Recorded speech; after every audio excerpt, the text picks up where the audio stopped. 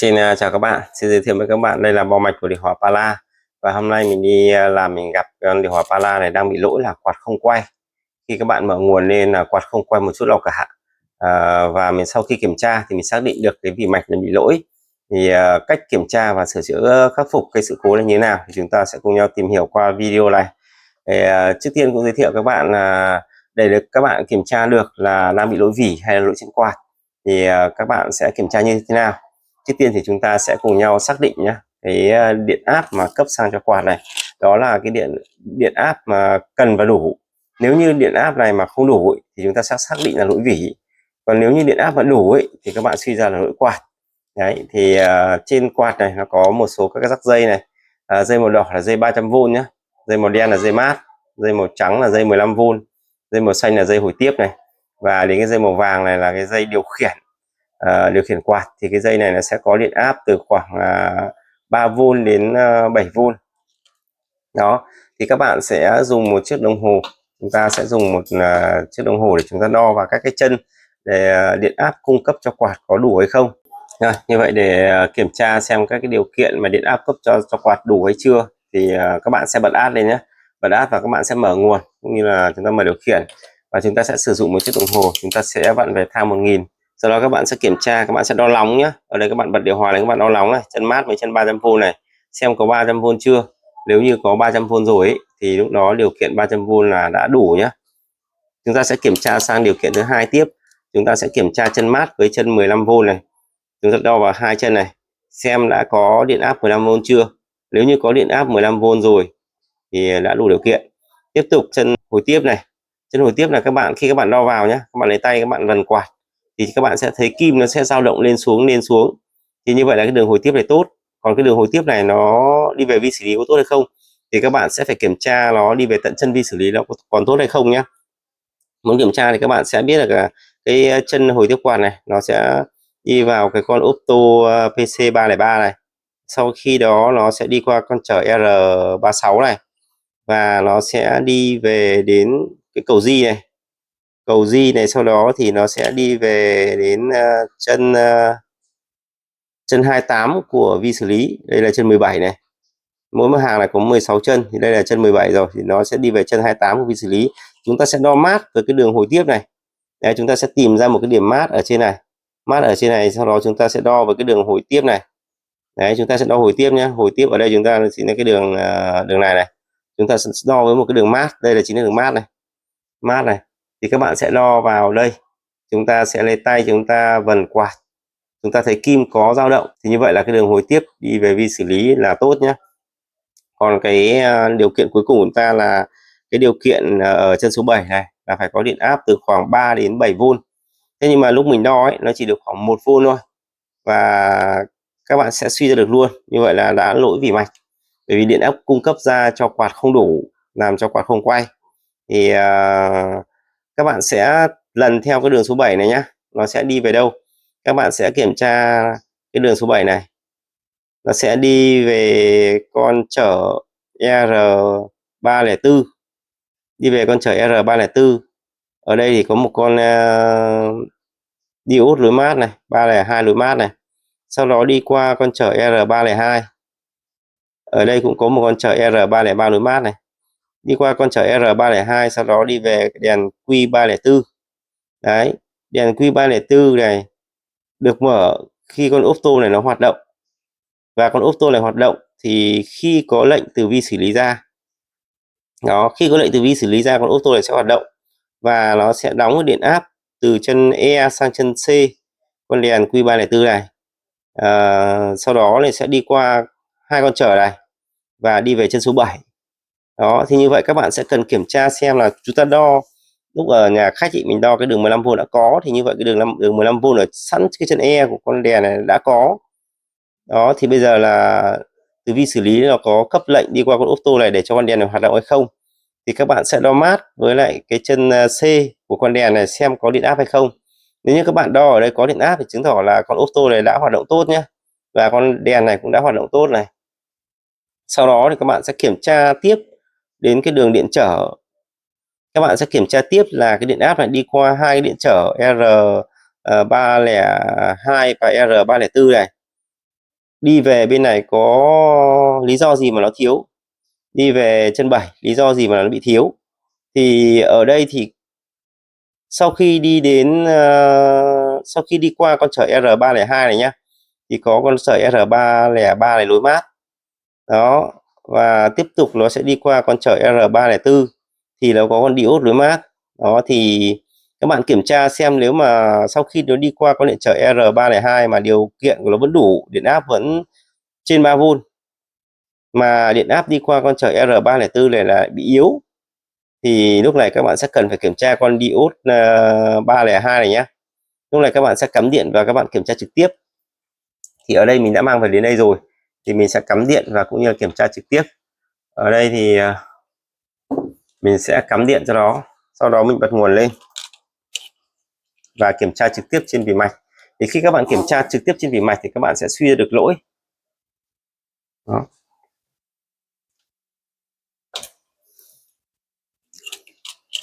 Thì sau khi các bạn kiểm tra trực tiếp trên vỉ mạch thì các bạn suy ra lỗi rất là dễ. Ở đây thì cái điều kiện hiện tại đang bị thiếu mất một điều kiện, và chúng ta chỉ xoay quanh một cái điều kiện đó để làm sao cho nó đủ để cho quạt có thể chạy được. Rồi, như vậy các bạn sẽ cắm điện này, cắm điện, sau đó các bạn sẽ bật nguồn lên. Chúng ta sẽ mở nguồn nhé. Ở đây thì mình sẽ mở nguồn này. Rồi, sau khi mở nguồn ấy, các bạn thấy quạt nó không quay, thì lúc này chúng ta sẽ cần kiểm tra như nào. Các bạn sẽ vặn đồng hồ về thang 50V DC này. Vặn đồng hồ về thang 50V DC thì các bạn sẽ đo vào chân mát. Chân mát ở đây các bạn sẽ xác định ở bên này sẽ có một con tụ này, đó là chân mát. Và chân mát này sẽ đi về đến cái điểm này, chúng ta sẽ đo mát ở đây cho nó tiện. Thì các bạn sẽ đo vào mát này. Các bạn đo vào mát nhé. Khi các bạn mở nguồn đến rồi các bạn đo vào mát thì chúng ta xem cái điều kiện ở đây là cái điện áp 15V ở đây đã có hay chưa. Đấy, đi qua con transistor này hiện tại đã có nhá. Và điện áp đi qua con transistor này sẽ có hay chưa, cũng đã có rồi này. Đó, thì tức là cái điện áp ra đến đây rồi, thì tức là cái điện áp nó đã đi về đến chân E của con đèn Q304 này. Thì sau khi điện áp đã đi qua con đèn 304 thì các bạn sẽ kiểm tra xem bên chân C đã có chưa. Rồi các bạn kiểm tra chân C cũng có. Rồi dơ le nó ngắt, đấy, điện áp nó lên này. Sau khi điện áp nó lên xong lại tụt. Rồi các bạn để ý điện áp nó đang lên mười mấy vôn, sau đó lại bị tụt xuống. Đó, điện áp nó dâng lên xong lại tụt. Đấy, thì các bạn đang quan sát nhé, khi đồng hồ đang lên, sau đó lên khoảng 15-16V thì nó lại tụt về. Thì ở đây là vi xử lý nó đang kiểm tra xem là quạt chúng ta có quay không. Thì sau khi vi xử lý kiểm tra là một lúc mà không thấy có hồi tiếp của quạt báo về ấy, không thấy cái đường hồi tiếp đi qua con Opto PC303 báo về ấy, thì lúc này là vi xử lý sẽ ngừng cung cấp điện ra cho quạt hoạt động nữa. Thì các bạn sẽ kiểm tra xem là ở đây khi mà chân C này đã có điện áp rồi thì chắc chắn rồi là con PC306 này nó đã hoạt động. Vi xử lý đã xuất ra một cái điện áp để cho con PC306 hoạt động, và sau khi PC306 hoạt động thì đã có một cái điện áp tác động vào chân B của con đèn này, chân B của con đèn Q304. Thì lúc này con 304 này nó sẽ có một điện áp từ 15V từ chân E này. Ở đây nó ngắt mất rồi.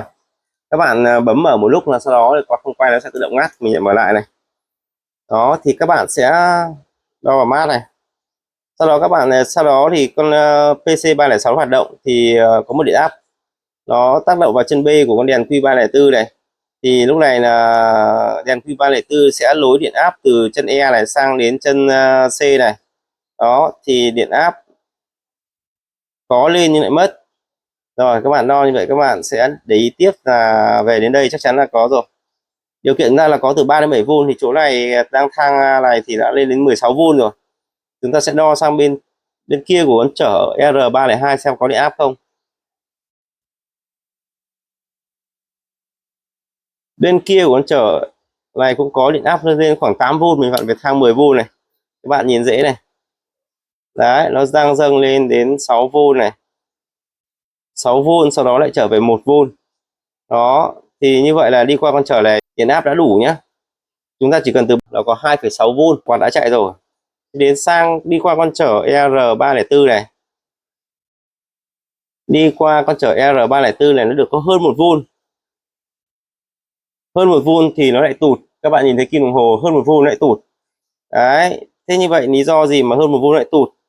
Thì ở đây thì chỉ còn mỗi con diode này đang lối mát thôi. Con diode này đang lối mát, con diode Zener 302 này nó đang lối mát. Đấy, các bạn sẽ thay thế con diode này. Trước tiên mình sẽ tháo nó ra nhé. Chúng ta sẽ tháo con diode này ra. Các bạn kiểm tra thì ở đây thì đến điện áp đi qua con R302 vẫn đủ, nhưng khi đi qua con R304 thì nó lại bị thiếu, nó không đủ từ khoảng 3 đến 7V làm cho quạt không quay được. Mà sau đó thì chỉ còn mỗi con ZD302 này lối mát thôi. Đó thì các bạn sẽ tháo con này ra, và xem quạt nó có quay không. Nếu quay thì các bạn sẽ thay thế con này đi là được. Thì chúng ta tháo ra để xem điều kiện có đủ hay không nữa nhé. Chúng ta sẽ rút điện này, và chúng ta sẽ tháo ra. Rồi các bạn sẽ điều kiện của chúng ta là nó đi qua con diode Zener này, nó phải còn điện áp, nhưng chính vì nó bị mất điện áp thì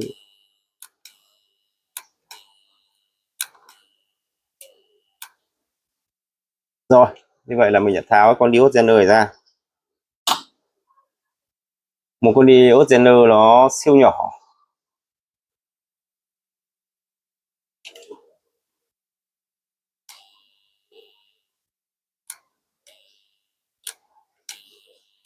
Rồi như vậy là sau khi tháo con diode Zener ra thì chúng ta sẽ cắm điện để chúng ta đo xem là điện áp